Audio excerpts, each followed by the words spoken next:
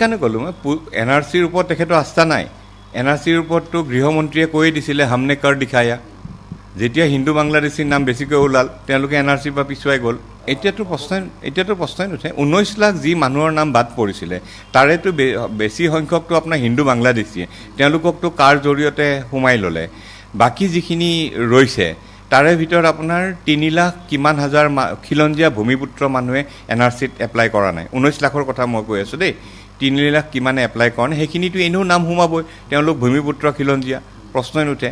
বাকী যিখিনি আছে সেইখিনি আপোনাৰ হিন্দু বাংলাদেশী, কাৰ জৰিয়তে নামখিনি সোমালে। বাকী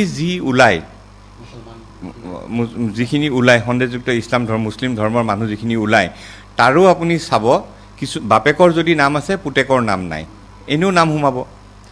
গিৰিয়েকৰ যদি নাম আছে ঘনীয়েকৰ নাম নাই, এনেও নাম সোমাব। চ' এই যে 1985 চনৰ পৰা বা অসম আন্দোলনৰ পৰা 2025 যিমান আমি হেৰুৱালোঁ, কৰিলোঁ, এন আৰ চিৰ নামত 1600 কোটি টকা খৰচ কৰিলোঁ, গোটেইখিনি কৰিলোঁ, গৈ থৈ ওলাব 4জন বা 5জনে বিদেশী ওলাব। চ' আজিৰ দিনটোত এন আৰ চিৰ মতে 4জন বা 5জনে ওলাব। ইলেকশ্যনৰ আগত তেখেতে এতিয়া আৰু বহুত নতুন নতুন কথা ক'ব। যদি 3জন ACS বিষয়াই গোটেই কামখিনি কৰিছে, 5,000 টকা লওঁতে আপুনি এনেকৈ হাত দাঙায় অপৰাধীক, চ' সেই 3জন ACS বিষয়াক এতিয়ালৈ কিয় এৰেষ্ট কৰা নাই? লগতে আমাৰতো সন্দেহ হয় যে 3জন ACS বিষয়াৰ কথাটো কৈ তেওঁ হাজেলাকহে ছেফগাৰ্ড দিছে, হাজেলাক বচাইছে। হাজেলাক কিয় এতিয়া পলুৱাই পঠোৱা হ'ল?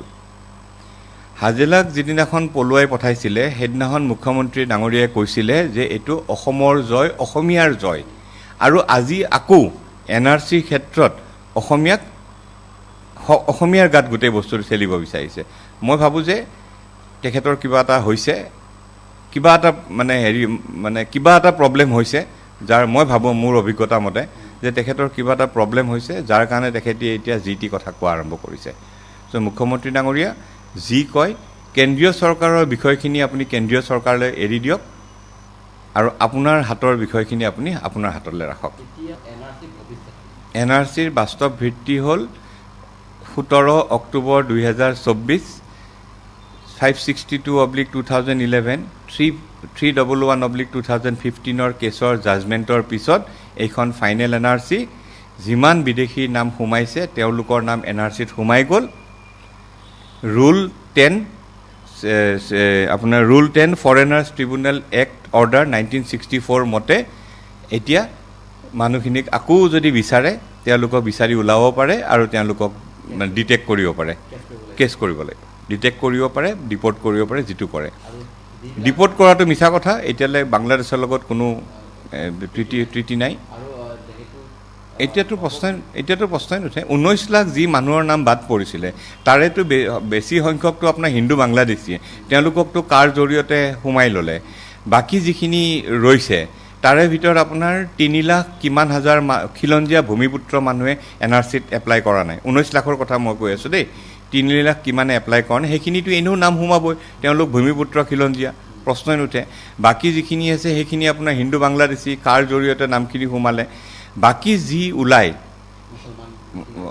যিখিনি ওলায় সন্দেহযুক্ত ইছলাম ধৰ্ম মুছলিম ধৰ্মৰ মানুহ যিখিনি ওলায় তাৰো আপুনি চাব, কিছু বাপেকৰ যদি নাম আছে পুতেকৰ নাম নাই, এনেও নাম সোমাব। গিৰিয়েকৰ যদি নাম আছে ঘনীয়েকৰ নাম নাই, এনেও নাম সোমাব।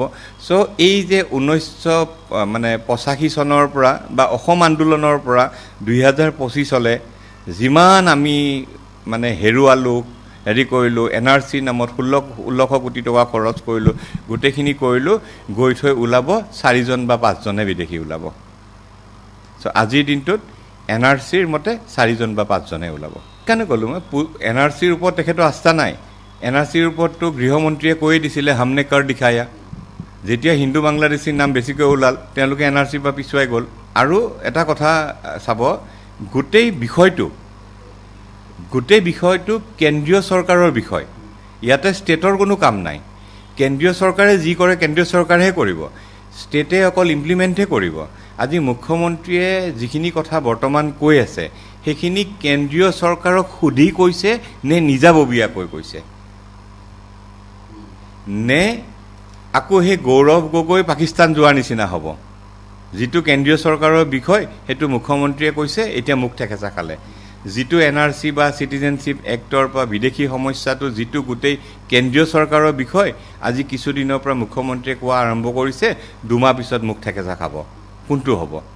যিটো বস্তু কেন্দ্ৰীয় চৰকাৰৰ বিষয়, কেন্দ্ৰীয় চৰকাৰে কি কয় কি নকয় আমি আগতে শুনি ল'ব লাগিব, বা মুখ্যমন্ত্ৰীক যদি কিবা ইনষ্ট্ৰাকশ্যন দিছে কেন্দ্ৰীয় চৰকাৰে সেইটো ৰাইজক জনাব লাগে।